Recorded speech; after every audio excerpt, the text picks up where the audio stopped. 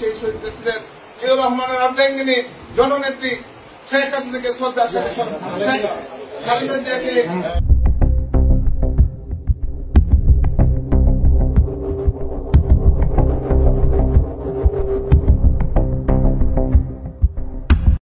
আমরা আলাদা ballot paper ছাপাবো যেখানে দাঁড়িয়ে শীষ থাকবে। আমার আসনের কর্মীরা তোমাদেরকে স্পষ্টভাবে বলতেছি, এই নির্বাচনের আগে জনগণের ঠ্যাং ধরবা। এই ঠ্যাং ধরলে কোনো খারাপ কিছু না।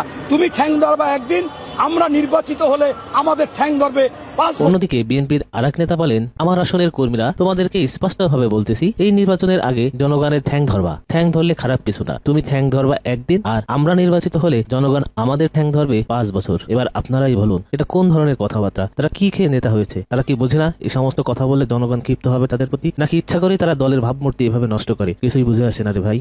আমরা ধানের শীষে ভোট দিলে আমরা জান্নাত পাবো, এটা আমরা বলতে পারি। আদর্শবান দল ধানের শীষের দল।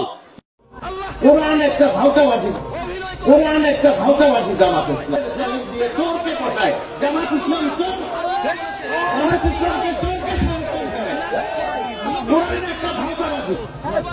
কোরআন আর শরিয়া আইনের ব্যাপারে ওটাও বলেছে কিন্তু যে আমরা শরিয়া আইনে বিশ্বাস করি না। আমাদের সংগঠন পড়ে দেখবেন শরিয়া আইন বিশ্বাসের তো কথার ব্যাপারটা নাই কোথাও। আমরা তো ওনারা চান ওনারা করুক, ওনারা শরিয়া আইন করতে চান ওনারা করুক। সরকারও বলতে চাই না, এটা চক্রান্ত করে আসছে। তো বলছি, বাপের বেটা হইলে থাকিস বাংলাদেশে, যাইস না। এরা কোনো সময় গিয়ে দেখবেন ফখরুল ইসলাম আলমগীরের কুলে বৈশা রয়েছে, সালাউদ্দিনের বাসায় গিয়ে গলায় ধরে বৈশা রয়েছে। আমাদেরকে 6টা সিট